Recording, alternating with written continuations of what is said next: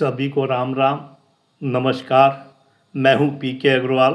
आप देख रहे हैं ट्रुथ प्लस। साथियों, आज बात करेंगे अभी हाल में जो भारत और सऊदी अरब के बीच में एक समझौता हुआ है, जिसमें ऐसा कहा जा रहा है कि युद्ध की स्थिति में दोनों देश एक दूसरे की सहायता करेंगे। तो कुछ हैं भारत विरोधी तत्व जो इस पर भारत को डराने की कोशिश कर रहे हैं। उनका काम हमेशा होता है भारत को नीचा दिखाना। वो बताना चाह रहे हैं कि अगर भारत पाकिस्तान संघर्ष हुआ तो सऊदी अरब पाकिस्तान की सहायता के लिए आ सकता है।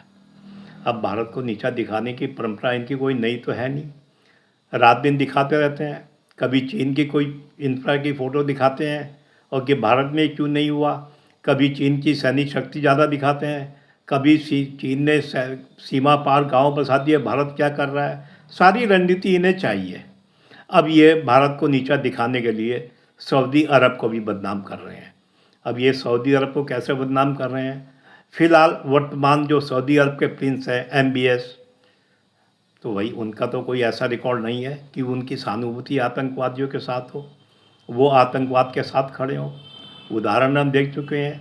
इजराइल गाज़ा में जो संघर्ष चल रहा है, उन्होंने हमास को कभी होश किया हो, हमास के नेताओं से कभी मिले हो, हमास के नेताओं की कोई सहायता की हो? ऐसे कोई उदाहरण नहीं मिल रहे, उदाहरण है नहीं हमारे पास। अब सवाल ये है, तो पाकिस्तान का साथ कैसे देंगे वो? क्या अगर पाकिस्तान कोई भारत में आतंकवादी हरकत करता है, जैसे भारत सरकार ने कह रखा है ऑपरेशन सिंदूर जारी है, और कोई भी act of terror, act of war माना जाएगा, यानी पाकिस्तान अगर भारत पर कोई आतंकवादी हरकत करता है तो भारत सरकार तय करेगी कि उसका जवाब सैनिक कार्रवाई से देना है नहीं देना है।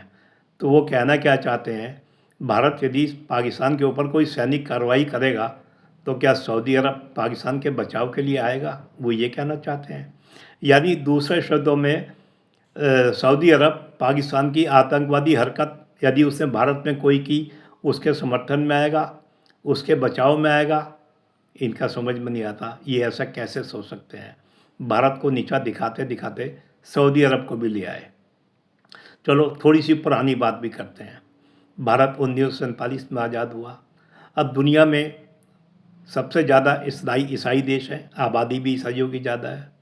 दूसरे नंबर पे इस्लामिक देश है। उसके बाद आप लगा लें तीसरे नंबर पे हिंदू है। भारत हिंदू घोषित रूप से भले ही सेक्युलर है, लेकिन हिंदू बहुल देश है। अब आपको बताएं, ईसाई देशों का संगठन है, नाम भले ही नाटो है, अमेरिका के नेतृत्व में ईसाई देशों का संगठन है, लेकिन उसे ईसाई देश ना कहा जाए इसलिए उन्होंने तुर्की को शामिल कर रखा है।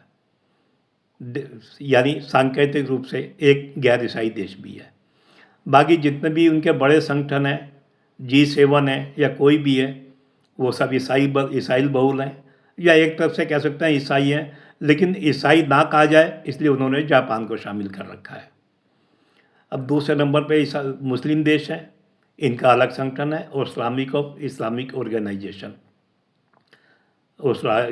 Islamic organisation of Islamic country. अब आप देखें, भारत 1947 में आज़ाद हुआ, चीन ने 1949 में कम्युनिस्ट सरकार सत्ता में आई। अब भारत के साथ दुनिया में धर्म के आधार पर तो भारत कोई संगठन बना नहीं सकता था। हिंदू देश दुनिया में कोई भारत, भाई जवाहरलाल नेहरू या कांग्रेस तो भारत को हिंदू देश मानते नहीं थे, भले ही धर्म के आधार पर विभाजन हुआ था। अब दुनिया में हिंदू देश नहीं थे तो हिंदू संगठन भी नहीं बना सकते थे, और ये भारत को हिंदू देश भी नहीं मानते थे, ये तो मैं कह ही चुका हूँ। तो इन्होंने क्या बनाया, गुटनिरपेक्ष देशों का संगठन, नॉन अलाइंड मूवमेंट बनाया। उसमें भारत एक महत्वपूर्ण भूमिका में रहा। अब नॉन अलाइंड मूवमेंट क्या था, उसमें भी इस्लामिक देश थे या उसमें थे ईसाई देश, कुछ बौद्ध देश भी रहे होंगे। क्या 1947 में जब भारत आज़ाद हुआ, पाकिस्तान ने कश्मीर पर हमला किया, क्या किसी इस्लामिक देश ने या ईसाई देश ने, किसी ने भारत के समर्थन में आगे आया? चलो 47 में तो कह सकते हैं नई नई बात थी। 1965 में आ जाते हैं। जब 1965 में पाकिस्तान ने भारत पर हमला किया, क्या कोई इस्लामिक देश भारत के समर्थन में आया?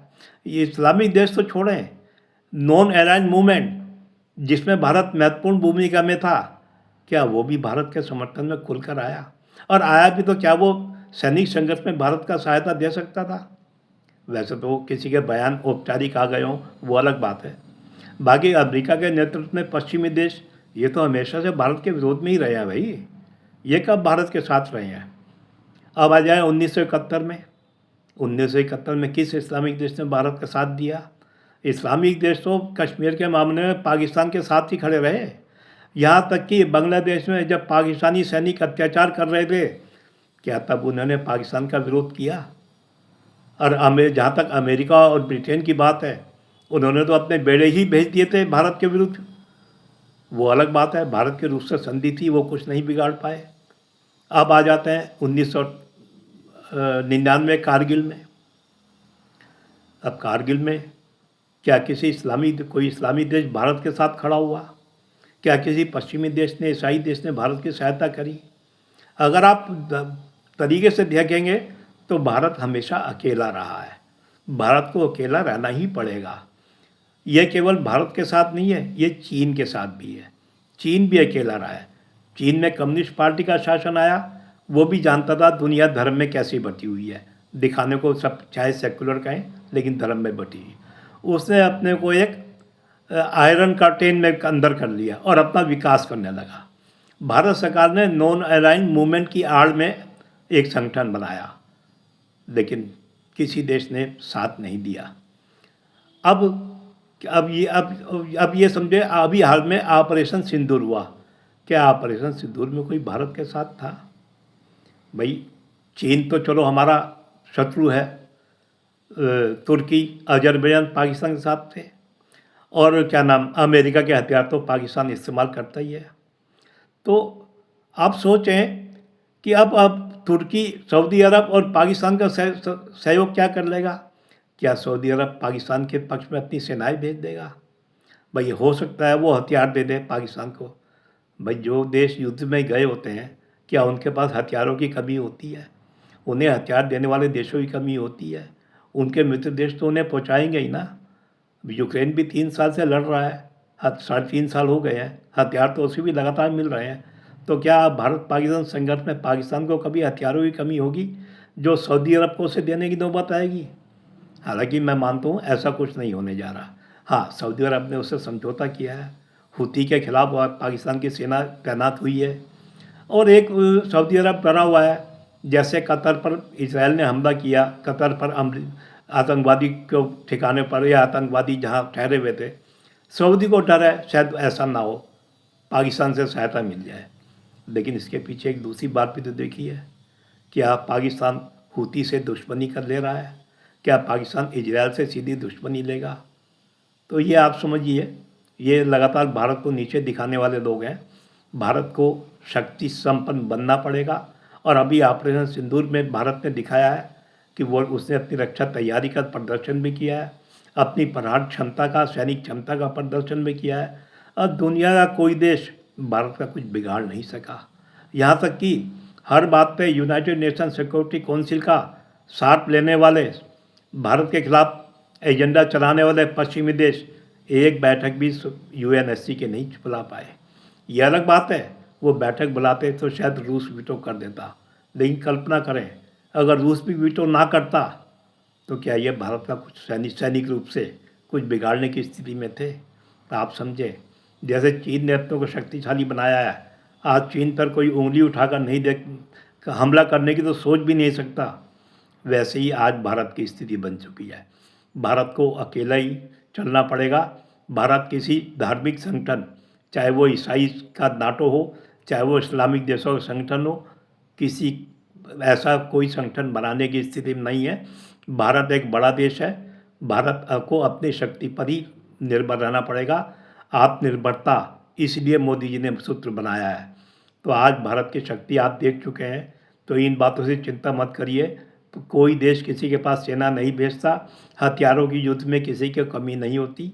भारत का इस समय कोई दुनिया में कुछ बिगाड़ने की स्थिति में नहीं है, मैं सैनिक रूप से कह रहा हूँ।